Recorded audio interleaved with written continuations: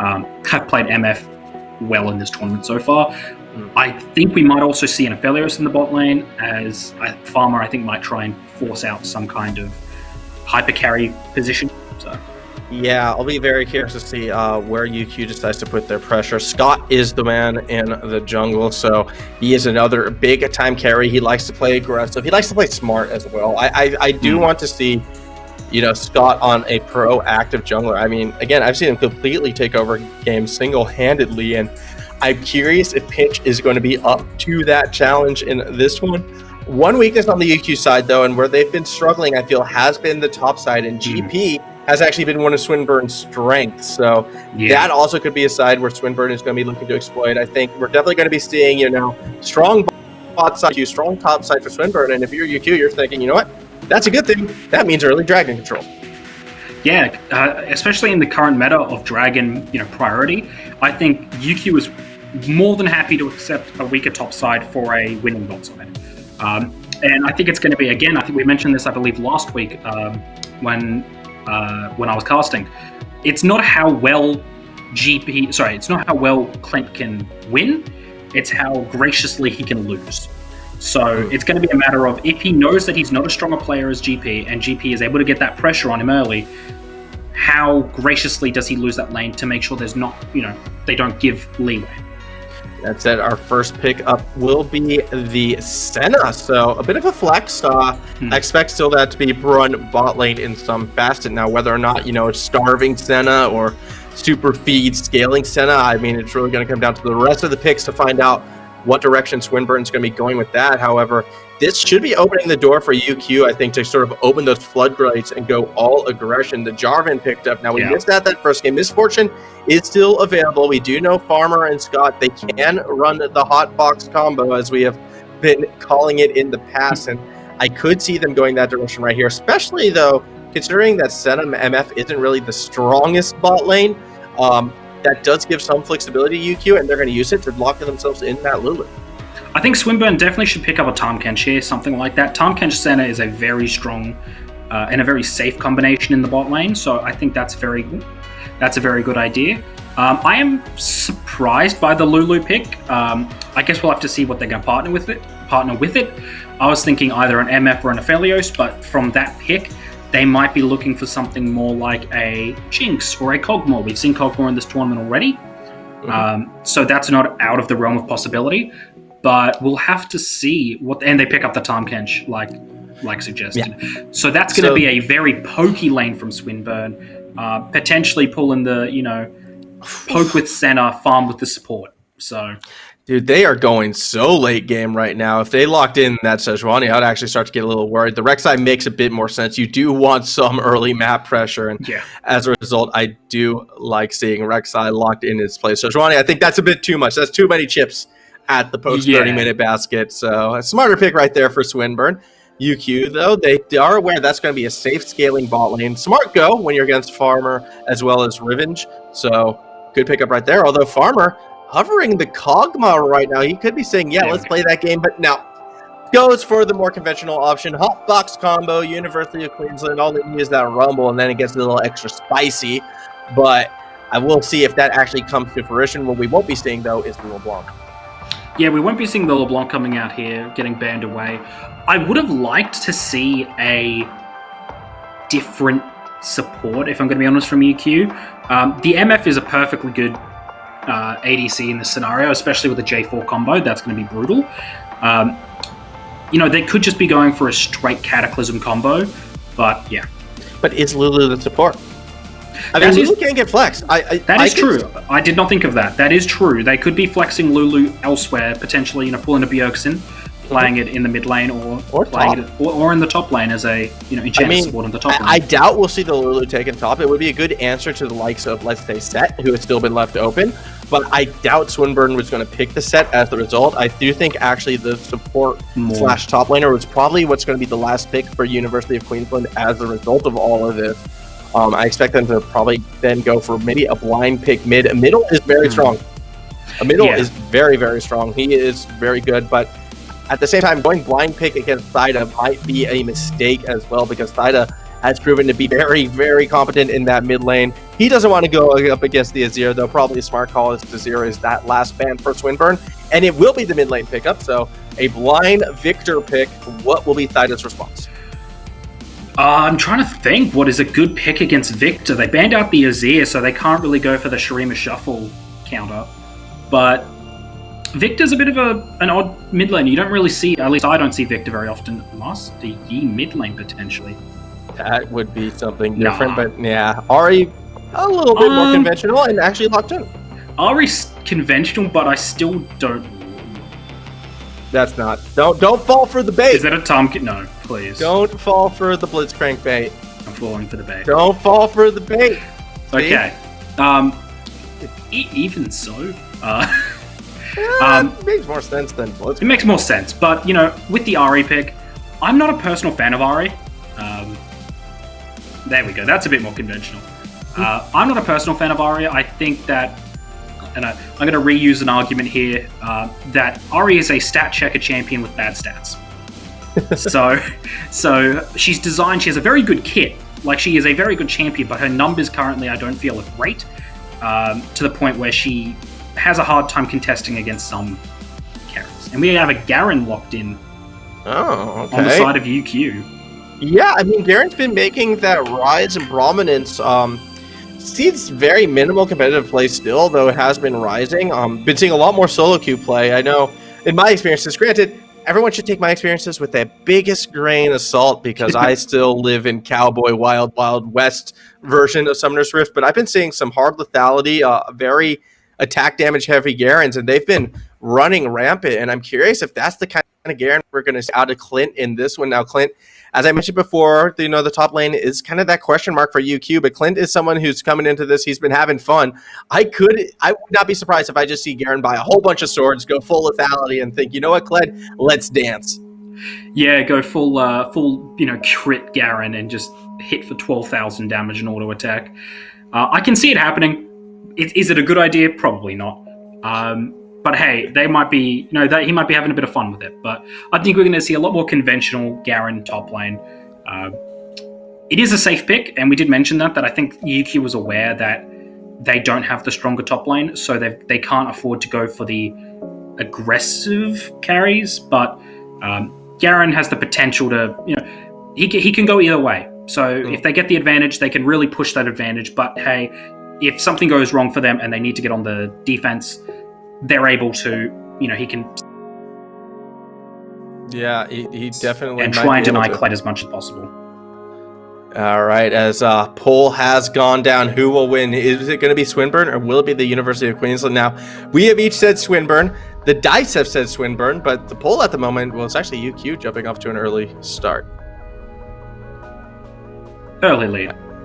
Yeah, it's fairly. I imagine it's going to even out in the end as we are waiting to jump into this match. As the sun has now set in Brisbane, it is a nice night, a great night for League of Legends. Hopefully things will continue as it looks like we are adjusting the quality momentarily. We're just going to see if this helps the stream run a little bit smoother, so apologies if things are dropping in quality for people out there.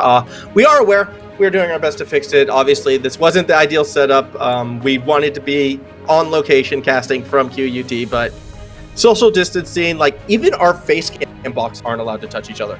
You have to be all the way over there. Like, yeah, we have to have that distance there. Is it this side? It's got to be as safe as possible. Other side. Yeah, other side. It's got to be as safe as possible. Just make sure. Got a bit of delay. Bit of delay. Yeah, there. We can high five though, I reckon. We can high five. Hold my hand. Hold it. There we go. No. It takes a second. Further. There we go. Oh, I am rubbing all over your hand right now. There we go. Just feeling every finger, and it feels so sweaty and. Actually, it's not that nice. I want my hand back. Where's my hand sanitizer? I need it. Oh, geez, you're frozen. Oh no.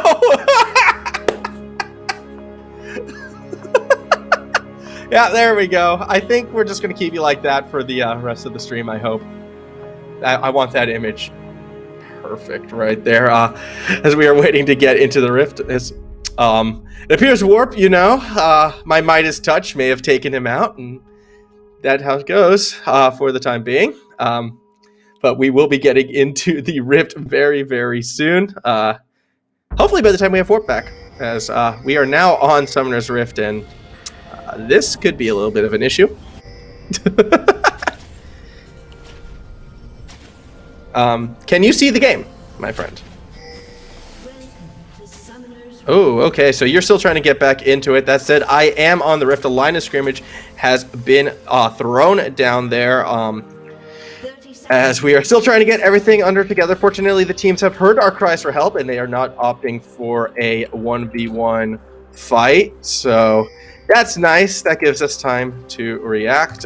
Looks pretty standard, though, at this stage. I've just refreshed Phoenix. I've just come back. I do feel early aggression. There was a weird delay for some reason, so I've just refreshed it. Because they do have that Ahri right side, and if they can carry that over to the bot lane, I think things would be really, really good for them. I am back. Oh, you're welcome back. I welcome back. Yeah, a little bit of technical issue there on my end. But hey, what can you do sometimes? Oh, I mean, that's just sort of how the internet is how the cookie crumbles sometimes. How it does. And all right, I can see the game again. There we go. Fantastic. We were kind of playing around with a little bit of the settings and want to make sure we have the best stream possible for everyone. I'm hoping my mic sounds a little bit better. We try to fix that up, but you know, remote casting, it's always going to be fun, and unfortunately, it's going to be the way of life for the foreseeable future. As GP is making his way up top, he's got to stay away from the bush. The classic Garen strategy. The classic that has been going on ever since Garen was introduced to the Rift, of sitting in a bush and the second someone walks in, spin to winning on them. Yeah, it's a tale as old as time. It is, but it's one that's not going to be really put into effect. I think players in this game are probably going to be more than aware of that. As Farmer already taken like surprisingly low from that poke from Gustinator and Loki, and a bit surprising to be seeing Farmer getting kind of rocked that hard in this lane matchup. Revenge needs to be a bit better on that. Scott, he went for an early invade on the Pinch and has been found out right now. The knockup is there and the buff was secured by Pinch, so Scott's not really in a good position. Has to flash over the wall, but Pinch can tunnel right under it, as well as having Gustinator and Loki here. It will be first blood going to the side of Swinburne. Yeah, first blood there. You know, a very questionable invade against a Rek'Sai. I think Rek'Sai is one of those champions that can really punish you for mistakes like that. And it looks like they are doing exactly what I said that we said they were going to be doing, putting all the CS onto the Tahm Kench and just poking down with the center. And it is an absolutely brutal combo. It really is, as we're seeing Clint and GP going at it a bit in the top lane. Scarlet's already gone running, but Clint's a bit too low to follow through. Going back to that play, though, on the bot side of the map, what I find really interesting about that was Scott still went for that invade despite the bot lane not having prio, and was thus justly punished for it. And a very uncharacteristic mistake, I feel like, from Scott in this UQ side, as Farmer's just getting hassled so low under this tower. Rivage nearly gets Farmer in the root right there. A little bit of like team-friendly fire almost, as Gustinator is going to continue to siege away. Scott's on the top half of the map. There is no help coming for Farmer and Rivage. Yeah, there is no help coming for them. We're continuing right now. Also, being told that this actually is not Scott. It is the name Scott, but it is not the player Scott. It actually is Zakinator, so that could explain some of the decision-making going on. Different player, different styles, so something to take note of. But yeah, the thing in the bot lane as well is Swinburne has opted for the exhaust over the ignite, so we don't have to worry about, you know, UQ doesn't have to worry about any sort of like weird flash ignite plays. But I don't think Swinburne's going to need it at the moment. Just the pure damage coming out of them is enough to really make things problematic for UQ. Yeah, absolutely. As Scott, or sorry, not Scott, the Zakinator continuing to roll those invades. I'm curious what he's doing with Scott's name. I think I'm kind of a bit of a surprise right there, as more pressure is being put on right now. Clint looking perhaps for, a bit of proxy farming happening with the protection of oh my, why is it so hard for me to remember that Scott is not Scott, but Zakinator? Well, it's very, it really messes with your brain when you read Scott, but no, it's not Scott. Especially because it's UQ Scott, a player I'm very familiar with. Like, it's not fair. And he's playing, Jarvan and not Zach, and that would have been fine. I just have to remember, Zach, head of UQ Union. Yeah, that's probably him playing actually right now. Scott, not Scott maybe not. That's his full title. Scott the Not Scott Zakinator. Oh, there we go. That's what we've got to remember him by. As he looks like he was trying to go for a gank there on the RA. Unfortunately, unable to. RA playing it pretty safe, farming with Q, unable to make anything of that. As we look in the bot lane, you can just see, even though Gussinator does not have any CS at all, the absolute, the amount of gold he has generated and the items that he has far outweighs the CS advantage of the MF. Well, yeah, it's starving Senna. That's sort of how you play this bot lane, and it's why it's so dangerous, just because of the sheer amount of damage. And you actually get more gold playing it this way than you do playing it normally. And it also enables your support to get quite good as well. It's really a horrifying bot lane, especially when you give over that first blood on top of it. It just means Farmer and Riven, they're going to have such a hard time. I came into this thinking, the MF would be, winning these trades, and that'd be giving that dragon control over to the UQ side. But if they're losing the bot side matchup, they're struggling a bit on the top side matchup, although not perhaps as badly as we thought it was going to be. This is spelling a pretty disastrous game right now for the University of Queensland.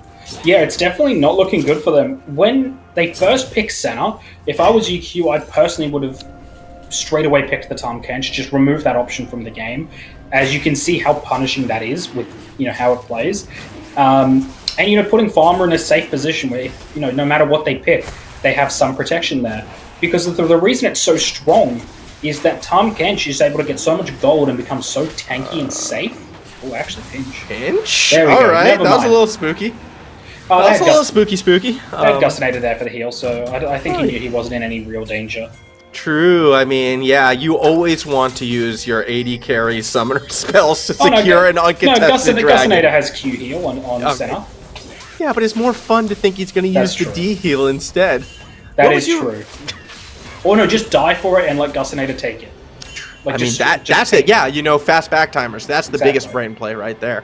As Thaida is trying to perhaps throw him down, but was spotted by the ward from a middle, who is actually going to come down to help instead, because Pinch is looking to put the pinch on UQ and try and steal away a blue buff. Not going to get it this time. A middle will be able to get himself his own blue buff. Something that he's going to use to actually continuing to punish Thaida, as a middle having a pretty strong performance right now on this Victor. Gussinator getting poked a bit, and it looks like Farmer's starting to fight back.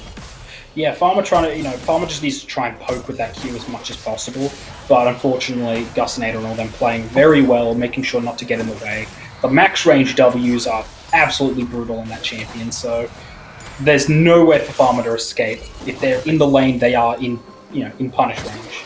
33 stacks already, 33 souls on Gussinator, and we aren't even 10 minutes in.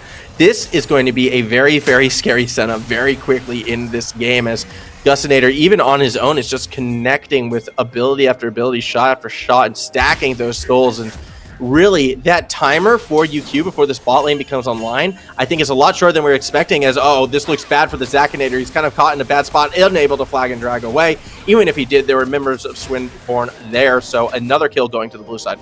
Another kill going to the blue side From the jungler, so unfortunate play there from the not Scott the Zakinator. Getting caught out there a second time. And this is looking really dangerous for them. They've got a kill on the mid lane. They've got the bot lane so far ahead. Yes, actually, we have it's a Garen. It looked like Garen. If Garen went back in there, it could have ended very badly for them. Yes, if Garen had decided to turn around and run into the 2v1. Hey, Garen's done. I've seen Garen's do crazier things. So you know what? I've seen Garen turn around in those situations and then win those situations. So you are absolutely correct right there. Something to take note of, though, is the CS advantage in the mid lane. They're both playing sort of control mages and fast, clearing mages. But Victor is just being able to put so much hurt onto Thaida that, yes, Thaida's got the kill, which is going to help a lot.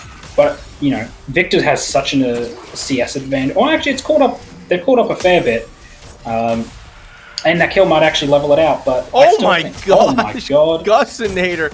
I was just watching that entire time, just watching Gussinator just poke, whittle, poke, tower plating, fine, get more damage. Never mind. He's doing so much work as Thaida's actually looking for the tower dive right here. He doesn't quite have the damage to secure the kill, so Middle will be able to walk away. Ignite would have been that ceiling blow, but Thaida instead decided to hold on to it, and now needs to be a bit careful because the Zakinator is here. Flag and Drag does connect, and that's a bit of damage on the Thaida, who does not have that ultimate to escape with.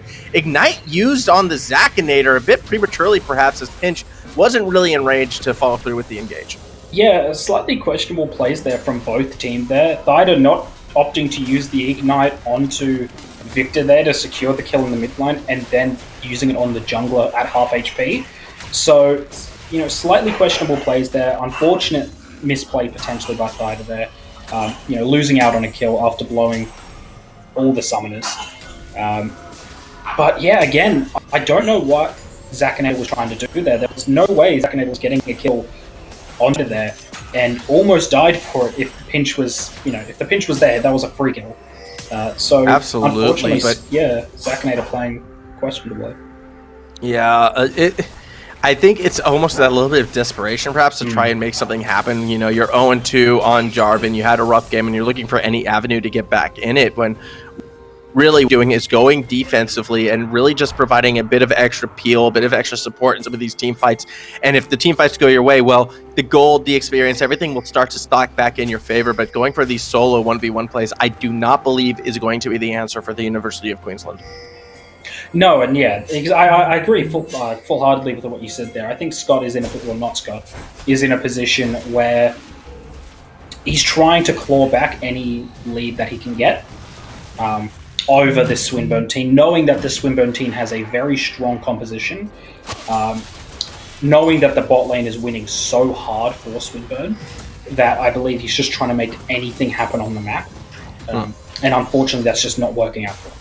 That said, though, a Rift Herald take, it would be the correct choice, as Pinch was found out by UQ's bot lane, so immediately he's going to go for that. Bullet time used for wave clear, really kind of giving up all the priority that UQ could have wrestled back, perhaps, off of this Infernal Drake, as Swinburne's going to go ahead, rotate up, get their second dragon of the game uncontested. It is an Infernal. That's pretty nice. That does mean, though, our soul's either going to be Cloud or Mountain, and it is going to be Cloud. That is my personal favorite. Most fun to watch. And equal as well for the likes of Swinburne, seeing as their team has high mobility, high roaming potential. So that's going to be very interesting to see how that goes for them in the end.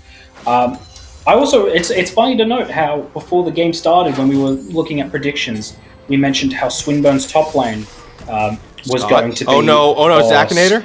Zakinator. Those are Krugs. Krugs are scary. Krugs are scary. All right. Yep, gonna have to back away from that for now. That's the right idea. But back to actually we have a action happening down below, and it looks like Swinburne going for a very unique dive. They're coming from the back, and teleport's coming through, but Farmer's already dead. Rivenage as well as Clint are going to try and find their way up the lane in order to escape. Swinburne goes ahead and chases on through, but as they do, Rivenage did fall. Clint, the last man standing underneath that tower, and a wave is about to crash. It's a 4v1. You can see that is Zakinator racing to get there, but he's still so under-leveled. The tower plating will go down. The question is, will Clint be next? GP is actually taking a lot of damage. Scarl wants no part of it. He runs away as here comes the Zakinator. He's going after GP. He dropped the Cataclysm, but GP is able to get over the wall, and it's actually the Zakinator who's taken quite low in exchange. Clint still trying to get rid of the minions, still trying to hold Gusinator back, and at the end of the day, they do enough to save their lives, but probably not the tower, as Loki as well as Gusinator are going to be looking to continue to siege. Yeah, and this goes back to what I was trying to say a moment ago, where we thought that the top lane from UQ was going to be the strong side, and the top lane from Swinburne was going to be the strong side, and the UQ bot side was going to be the strong side. But we've got a caster curse switch up here, with Gusinator being the strong. I don't want to call it a complete switch up. I just want to say, everyone's a weak side at the moment, perhaps for UQ, except for maybe a middle on the Victor. But even then, he's going up against Thaida, who has already found 2 kills on this Ahri. In fact, is probably the gold leader for the Swinburne side. So no lanes going in favor for the University of Queensland. Yeah, and that's really unfortunate for them going into this game, as their comp was, it was quite a nice comp. They had a good combo starter. The Victor was a good counter, was a nice pick that I thought, out of the box. But unfortunately for them, Swinburne just picking a very strong team comp, especially a very strong bot lane, and capitalizing well on the mistakes of UQ. Yeah, they have been doing just that, as We have seen that lane swap now. A little bit surprising as there's really no objectives there. It's mostly just because Swinburne had been able to take that bot side tower. So as a result, UQ, they're going to throw as much pressure as they can, it looks like, on the top half of the map. But even then, they're constantly a step behind, it almost feels like, as Swinburne has already sort of established that. They're already getting their deeper wards on the top half of the map. You can see Pinch, he's going to start looking perhaps to find the Zakinator, maybe get a pick. When he sees there's going to be nothing there, he'll rotate to that top lane, look for that gank potential. Thyda's actually been the one who's moved top as well for Swinburne, so they're going to be throwing their mid lane top, their bot lane mid, and their top laner to the bot side. So everyone's switching around to put the most pressure on the map as possible. Yeah, and really unfortunate there for Swinburne. I believe that they were trying to put the blue buff onto Thyda, but a slight miscalculation of numbers has actually put it back onto Pinch. So I think they were trying to get the blue buff onto Thyda so that Thyda could sustain in that top lane against Farmer and Revenge. Unfortunately, didn't end up going that way. So that could be a misplay that cost them a little bit. I think each jungler knows the other one is there. Yeah. Look at that. Look how close they are. That is not correct social distancing. That's it. Scott recognizing the situation and says, I am getting out of this one as fast as possible. I've got some Raptors to farm, and Pinch is going to have to back away for now. Nearly pulling the trigger right there was Swinburne, but at the end of the day, it was just a lot of looking at each other and not a lot of fighting. Yeah, a lot of looking, a bit of map play, not knowing where each other are, guessing where each other are, and like we said, poor social distancing there from the junglers, correcting themselves as they leave to their respective jungles. Yeah, and now UQ looking to make a play, perhaps in this mid lane. Flag and Dragon, the Cataclysm does get both members of Swinburne. Gustinator does flash out, followed shortly by Loki, and they might be able to turn this around. Zakinator already down to half health. He's going to have to back out. Clint on his own in the front line now. Revenge doing what he can on this Lulu. The Glitter Lance does connect, and it does slow down Swinburne, so UQ able to escape in what looked to be a 4v2 situation. Yeah, and I think that in reality, for Swinburne, blowing the flash for the camp as you're about to start a dragon fight is very much worth for them.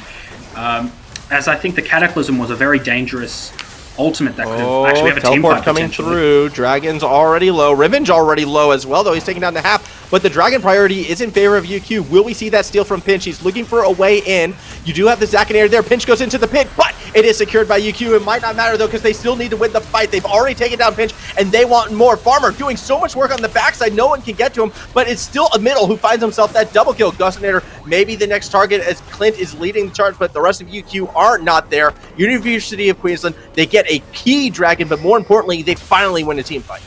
Yeah, I was expecting that team fight to go horrifically for UQ, but they end up getting the dragon and getting, 2 kills there? Yeah, 2 kills. So that went really well for them. I was expecting here, I saw a lot of damage come out from that Ahri, and yet just completely decimated. So a very good fight from UQ, a very surprising fight. 2k gold down, and they still managed to pull off a clean 2-0. Yeah, it was a very, very good fight for them, and credit where credit is definitely due on that one. Farmer, he was the target of Swinburne's advances right there, but the great use of the flash heal kept him alive, took him out of the danger zone, and after so many abilities, specifically out of Thyda, was thrown Farmer's way, they were able to turn that fight, and great positioning as well from the middle. So a huge fight for the University of Queensland. Now, they're still down, they're still behind in gold, they don't really have that same map pressure you kind of feel like that Swinburne has, although with the mid tower gone, that could change. Rift Herald, though, will be going to the Swinburne side. UQ, they do have fight in them, and we might be having actually a surprisingly close game standings coming into this. Yeah, well, I think it's like we said before the game, both these teams are hungry for a victory in each of their own respective reasons. So I think we're definitely going to see a very competitive game as well. Ulti coming out and Abyssal Passage, just to get them into the middle. Yeah, it's just to, reposition a bit faster and find wards, I suppose, a bit faster. As Gustinator finds that. Does mean Revenge all alone in a bit of trouble. A middle trying to blast their way there, as well as the bot lane roaming up as well. can see Farmer is going to make his presence known, but the tower is already gone. Swinburne continuing to put his pressure down. Charm just missing Rivage, and here comes the Cataclysm. It gets the Gustinator, and that's all what's going to be found in the hotbox, but it's still a pick that UQ needed. Here comes Zakinator. He's looking for more. His next target will be Loki, and he's actually getting a fair bit of damage down onto this Kenshis. The entirety of UQ are going to peel away for the Toad, who's just going to blast to safety, and somehow Loki gets out of that alive. And see, that's the problem with what happened earlier, where the Zakinator was able to blow Gustinator's flash. So the second that Gustinator got caught in that Cataclysm, he has no escape from that. So there is nothing he can do, and just gets immediately blown up by the Victor. So really good fight from UQ, catching up all the right people in all the wrong places. Yeah, and with that as well, UQ, they're looking to establish some Baron vision. Actually, this could be a bit of a trap. However, Clint did get spotted, so UQ can't really set up the ambush that Swinburne was looking to get vision perhaps off of UQ's recalls. Instead, everyone forced to stick around, and once again, Loki is the man who's going to get caught out and face the ire of the entirety of the University of Queensland, but Swinburne is here, and they're looking to fight back. Taida already has gotten a kill onto this Gustinator, or Zakinator, I should say, as the fight is going to continue. Clint spinning in the middle of it is actually doing enough damage for UQ to win at the moment, but Taida, he's still around. He's popping that ultimate. He's looking for Rivage, but Rivage is safe behind the team, so instead the target was Clint. It doesn't matter, though, because the middle's the one you have to watch out for, as he gets himself a key triple kill and wins the fight for the University of Queensland. This Victor is incredibly strong right now, to the point where he's able to make up for the overwhelming control that the bot lane has had. A questionable flash from Pinch there, trying to knock up the backline there. I guess for the fact it was a good fighting position for Thaida, a good choke point for the Q and the Ahri. And look how low they get here on the backline. Revenge getting put so low. It was so close. You know what? I'm going to vent a little bit more. So not only does UQ Scott not have the decency to actually be UQ Scott, but be the Zakinator, he has to do it in a game where the Gustinator is around as well. So we have two innators in this matchup, and I feel like we're watching Phineas and Ferb all over again. I was going to say, yeah, this isn't a match for the Intervarsity League. This is a match for the Tri-State Championships at this stage. Yeah, just, Perry the Platypus. I see you watching my league game. Dude, Perry the Platypus really let himself go. You can see him right there, Loki, playing, where's his head? The evolved form of Perry the Platypus, which happens to be Tom Kench. Tom Kench is the evolved. Oh, no, that's a headcanon I don't need. That's what Perry has become after, how long has it been since the last episode was released? That's a long time to be unemployed. That's a long time, yeah. He's been hit hard by the self-isolation. Oof. He ate all his self-isolation snacks in the first day. Yeah, I mean, I did too, so I can relate. Take a look down below right now. Clint is actually chasing down Loki and really getting this Tom Kench away from the Dragon, because that is what UQ wants. That is their ticket back into this game. They're going to go ahead and get this one pretty quickly, at the expense, though, of both their mid and top lane. Yeah, I think that it's good play by Swinburne here, actually being trapped in the pit a little bit. Oh, Zach not in a good spot. We'll be able to flag and drag away from the charm, and he's actually going to be buying a fair bit of time. Thaida has to be a little bit careful. Looks like everyone's converging, and it will still be the Zakinator who has to burn flash. He's going to try and flag and drag out of it. He does. The question is, do they still want the fight? The flash to avoid the charm does mean a middle is still A-okay. Zakinator is quite low, so UQ doesn't want to fight. Those are key ultimates gone from Swinburne. They don't want to fight, so everyone backs away for now. Yeah, key ulti's down from Swinburne, but also some key flashes blown on the side of UQ there in the mid lane and the jungle there, now without flash. So no flash ultis, no flash flag and drags. Yeah, an incredibly tumultuous game, I think, actually. It's gone back and forth a lot. I'm surprised. We said it was going to be a close game, but I am quite surprised with how much the game has changed from the early to mid game. I'm surprised/impressed with how well Clint the pot plant has been going in this one. Clint right now sitting 2-0-3, has his Trinity Force. He's actually winning a matchup against the Kled, which I did not see coming into this matchup. And Clint, he's looking to continue to play that aggressive style. He's just been running Swinburne out of fights, no one wanting to deal with that Garen in the 1v1 situation, and that's really been, I feel, the catalyst for UQ finding these advantageous team fights and having the numbers in their advantage. Really, the thing that's been hurting them has been the Zakinator almost getting caught out time and time again, as he was almost just found in the Baron pit there. Yeah, almost found in the Baron pit there, but also, like, on that point though, I think it's been the Zakinator that's been a key part in turning their game around so far, as he's been able to get a lot of those key ultimates and key engages that they've been looking for. Oh, Clint, he's actually looking for the 1v1 right now, but doesn't even do enough damage to get rid of Skarl. So that said, GP is still going to back. He has to teleport. I imagine he's not going to want to give up this top lane that badly. So we could be seeing a quick teleport, or he will actually run to rejoin his team, who are kind of in an odd skirmish situation at the moment. Like Swinburne, they've been putting so much pressure on this mid lane. They've kind of been neglecting their side lanes at times, it feels like. And now that they forced UQ out of it, though, they are looking up towards that Baron pit. Yeah, I think they're going to start prepping for Baron. You know, they're strong enough at this point that they can try it. So I think it's definitely going to be a race vision war, attempting to, you know, get some superiority in that, you know, area of the map. I do want to point out as well that both of the mid laners have been playing incredibly well this game. Absolutely. You know, both standout performances from Thida and Amadal. Middle, that's the one. Both have been playing incredibly well, have been star performers on their team. Well, actually, as we can see, the damage that Thida is able to put out there is top class. I mean, the charm wasn't intended for revenge. Instead, he did hit the Zakinator, so wasn't ideal, but still, as a result, does a good chunk of damage to both of the UQ members in that situation, and that's a bit of pressure lost on the Baron pit, actually. Revenge is going to go ahead and reset as GP continues to shove in the bot side of the map. I mean, map pressure definitely still in Swinburne's way, despite the gold only being a 2k difference and the kills being in UQ's advantage. UQ, they still don't want to get caught out in a bad fight, which might be happening in the mid lane, actually, as we speak. A lot of pings and a lot of players converging there. Doesn't look like anyone was gone, but Farmer's Flash was just blown off screen. Yeah, and another thing to take note of is looking at Dragons taken. UQ has 2 Cloud Drakes, and they might be prepping for a third one in a minute and a bit.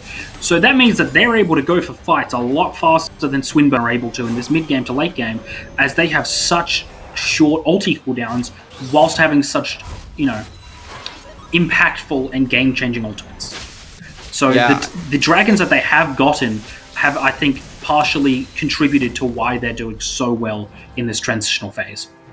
Yeah, perhaps. I mean, those teams, we really haven't seen too many crazy ones, I feel like, go UQ's way just yet, and I don't feel like they actually are getting the most out of that Cloud Drake just because they are behind. Cloud Drake is very much a win more dragon in the sense that, like, if you have the lead and you get shorter cooldowns on your ultimate, that just continues to press your advantage. But when you're behind, you know, you're not always necessarily looking for fights, so you can never really fully utilize that Cloud Drake. And it's almost more UQ, I feel, have taken away 2 Cloud Drakes from Swinburne as opposed to, you know, gotten 2 of them for themselves.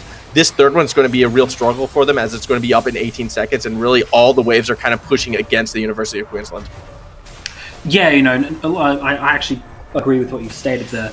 I think you're right. Oh, actually. A bit of poke being thrown at Swinburne's way. UQ do not want to give up this third Cloud Drake without a fight. That is for sure, as you can see Farmer as well as the Zakinator leading the charge, because on the backside, Clint, he went for the flank, got found, and got obliterated. Bullet time is really only going to be used to find one member. That is the Tahm Kench, so a 1-for-1, but it is support for top laner, and that means Swinburne should still have the advantage in theory. That said, Thida is quite low, so Swinburne has to be careful about how they approach this one. No real strong engage, really, as GP is actually on the opposite side looking for the flank, so he's not going to be able to charge in. Farmer, left on his own, is the target as the side of Swinburne tries to converge on him. In the end, GP does get that kill, but in the middle, flashes over the wall and finds a couple back. Gussinator has to go over the wall to follow through. On the other side, GP was running rampant. Gussinator gets a triple kill, and Swinburne wins the first real team fight of the game. Yeah, that's the first real team fight of this game that has actually ended in a solid, decisive victory, and it's a decisive one for Swinburne. Gussinator just sitting on the back line while Farmer gets left alone and caught out, deleted off the face of the map. And look at the damage Thide is putting out there onto our middle. Not able to, you know, take anything from that fight, as they get effectively a free dragon. And Gussinator, who had been slowing down in this game, it felt like he didn't have that same impact that he did in the first 10 minutes. Well, he gets himself a triple kill in that fight, and all of a sudden you remember, oh yeah, that's right, Starve Senna plus games that go past 30 minutes usually is not a good thing if you're on that opposing team. And the University of Queensland, well, they're looking at their clocks. They just saw that triple kill. They say, oh no, 40 seconds away. This is bad. Gussinator a force to be reckoned with. I'm curious how many souls he's got. I actually didn't get a chance to see it when we were on him last, but I'm going to keep an update on that one because I imagine it's going to be shockingly high. I think he's going to be in the 100 to 150 mark. I don't think he's cracking that that 200 mark, but I think he's going to be very high and is definitely a force to be reckoned with. Going from 1-2 to 4-2 is a big leap. Something over 9,000. Exactly, that's the one. So over 9,000 souls. We will see it shortly, though, I am sure, as Swinburne continuing to once again go back to what's been working for them and put a bunch of pressure in that mid lane. The 1-3-1 split push, that's been their go-to throughout this game too. I have to say marginal success in the sense of they've been successful, but maybe not as successful as they perhaps wanted to be. This game is still quite close considering how it's actually gone so far. UQ credit where credit is due in their turtling capabilities and keeping this game close. I feel like Swinburne could have been running away with it previously. Yeah, no, I think Swinburne had the advantage early and it really could have run away. But UQ, especially with like you suggested, the fact that they were able to get the 2 Cloud Drakes, denying the ulti cooldown and the scaling or snowballing from Swinburne. As they get the red buff, it's okay. I'll see okay. Yeah, no, that's okay. I was looking at the smite for Zakinator right there, because if that had been his second smite, that actually could have been a disastrous misplay and given Baron priority over to Swinburne, but it was the first smite. Swinburne, I think, is a bit aware of it, so they're not going to push the Baron in this instance. Yeah, I think they know that was the first one, otherwise he wouldn't have blown it so free. Trusting your opponents to do the smart thing, that is always dangerous. I never trust your opponents to play rationally. That is true. You can never trust anyone to play rationally. But I think, I think that was a little bit of a, they're trying to get some information of, hey, if you smite this, we can assume you have a second smite. If you don't smite this and we are able to take it, we can assume that you're on your last smite, and therefore, we shouldn't go for a 50-50. Absolutely. As we can see, a bit of a tight situation right now for the University of Queensland. They're trying to play back. They're trying to hold some semblance of their jungle right now. They did have to use Smite to secure the red buff, but they did secure it in their favor. So UQ, they're not rolling over, that is for sure. They're playing that defensive turtle game. The only issue I see with this, though, is they're playing the turtle game against a Senna, against a Tahm Kench, against, that Kled as well. And the later and later we get, I feel the more and more damage these champions are going to be putting out, and it's going to come down to whether or not UQ is going to be able to catch and take down the Gussinator, because if Gussinator can stay up and alive and healthy in these team fights, well, we've seen a triple kill already. That number could be a quadra, it could be a penta, it could be so disastrous. Yeah, I definitely think that's going to be a key thing. We saw earlier how Scott was able to catch Gussinator out and they were able to punish that. He does have his flash coming up soon, so if they want a window to try and shut him down, it's now. But at this point, he's playing so safe that it's going to be very difficult for them to be able to actually catch him out. And another thing that will be of note, and we'll have to see how this game goes, is that Loki's, Abyssal Voyage is such a versatile ultimate that they could just, choke UQ down by just, 1-3-1ing or doing whatever they need to, and then effectively just Abyssal Voyaging into the back line of a team fight to join it. So I think we're going to see potentially some more roams from Gussinator and Loki, as they have that luxury of being able to get themselves back in fights. Yeah, that could be the case, as here comes that ever-important Dragon Soul for Swinburne. UQ, though, are going to be the team to establish that priority first. You see GP sitting back in the fountain. They're going to be looking for that teleport play, although the ward is actually pretty far away. It's down that bot lane, as you can see, as Pinch steps forward, maybe a little too far forward. The ward was still placed by Revenge, and Pinch, he doesn't want to engage just yet. The GA, though, does sort of enable more steal opportunities if UQ is able to maintain priority over the Dragon. UQ heading there at the moment. A middle's actually not going to go in too hard. I saw the flag from the Zakinator. He didn't want to go for it. Clint watching the flank. That's where Thyda is, and Thyda's looking for a lot of damage put on the Loki, but watch the backside. Here comes the charge, but it's going the wrong direction as the bullet time just blows through the other remaining members of Swinburne, and this is a 3v5 because of how awkward that charge was. Swinburne's already lost the fight on one front, yet UQ are still scared. They're trying to back away because Farmer is that low. Rivage even lower, in fact, as Clint in that front line does get rooted, but he's able to hold his ground. Swinburne, they are healthy. UQ did get the pick, and that's going to be hasty recalls coming from the UQ side. They might be giving up this Dragon Soul. Yeah, thank God for Victor's W, just keeping UQ safe. Otherwise, Swinburne could have just ran through, and Scott actually Thida gets the pick onto the Zakinator. Loki's going to try and fall back and stay alive as the rest of Swinburne does secure that Dragon Soul. Clint wants that Kench. He loves fried catfish, but not going to find it just yet. Redemption's coming down, does a bit of damage and heals Clint up a little bit. Good use of the root right there, does connect, so Clint unable to pursue. The end of it all, it was actually a 1-for-1, but more importantly is the fact that Swinburne, they got that Dragon Soul. Yeah, they got that Dragon Soul, so they're going to be in a very good position for the rest of this map, being able to get that bonus movement speed, just running around the map as incredibly fast. They already have a very mobile team comp, and at this point, they're just going to become ridiculously fast. Yeah, that they will. As you can see, bit of a replay action right here. That charge from the Kled was heartbreaking. Yeah, no, that is a heartbreaking charge, because that's a very big ultimate for the side of Swinburne that just went completely the wrong direction. Look how low the backline is. Even if he was continued through and at least choked them from behind, he could have potentially, cleaned up that backline with Revenge, with Farmer, but instead opting to turn back around instead of going behind the team fight, sorry. So 2 misplays there, unfortunately, on the side of GP, but at the end of the day, they get what they need for, they get what they came for, and they're in a good position. Yeah, they are in I have to say, they're in a pretty good position. Dragon Soul always feels nice. Small gold lead, still gold lead, but more importantly, they have 4 towers to the 2 of University of Queensland. They've been controlling the map much, much more, and as a result, actually, they're going for a cheeky Baron right now, and this is something that I don't think UQ are prepared or ready for, as everyone's on the bot side of the map. In fact, we're seeing pings saying, let's go on GP. This is a complete blind Baron right now. They even have Thida pushing in the top lane to kind of disguise it a bit more. Finally, the missing pings going down on the Baron pit, but this is going to be too little too late. This is going to be a huge Baron for Swinburne. Unless there's a miraculous steal here, I can't see anything else happening. Yep, it did not steal. The bullet time did come through. Pinch was taken quite low, but not out just yet. Clint teleports in, running very, very speedy, but not going to find a way into it. And Swinburne, they get themselves the backdoor Baron in a sense. And UQ, that was a terrible misplay of the map. Yeah, that was a really unfortunate macro mistake from the side of UQ. Very, very impressive play by Swinburne, capitalizing on that. They managed to get the Baron, and they were able to get the Cloud Drake, so they're in a very, very good position right now. They went from being in a good position to a very good position, as now they have, the Baron empowered buff being able to spread across the entire map.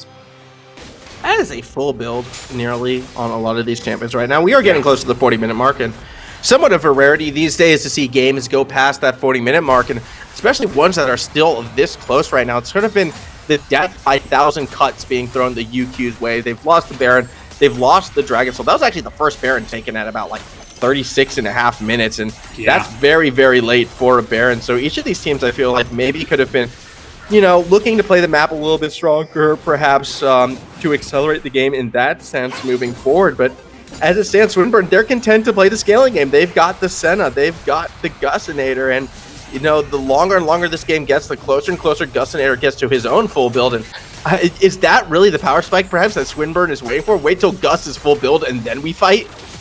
Yeah, that is a very potential. And just watch here, as they just keep giving that Baron buff to their minions, and there's nothing UQ can do with that full minion wave, just chunking towers down without the need of champions.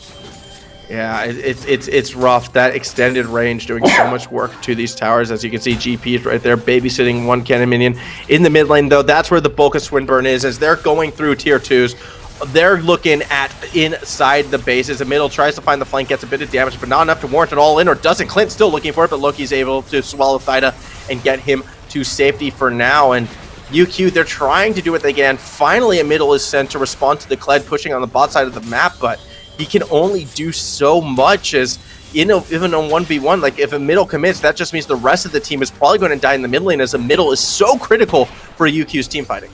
Yeah, he has got the majority of the kills on the side of UQ, as the bullet time has to come out, fend the tower. Yeah, that was just used for wave clear, and even then it didn't hit the cannon. So the cannon's continuing to wail away on the tower as GP continues to put pressure on the bot side.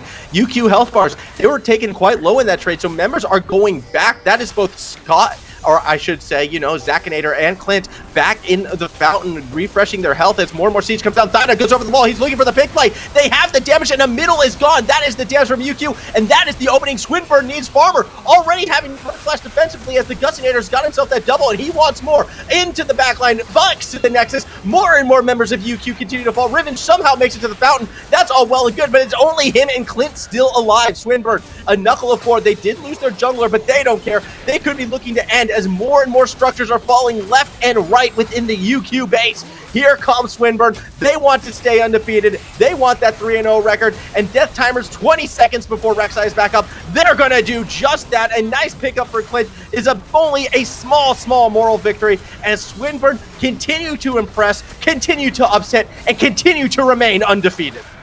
Yeah, this has been a very competitive game from both sides. Actually, Gusinator. Gus? Oh, there's a shutdown, and actually, there we go. No, it looked a little sketchy. It looked a little sketchy. It looked a little sketch there, but no, the game was over. They had enough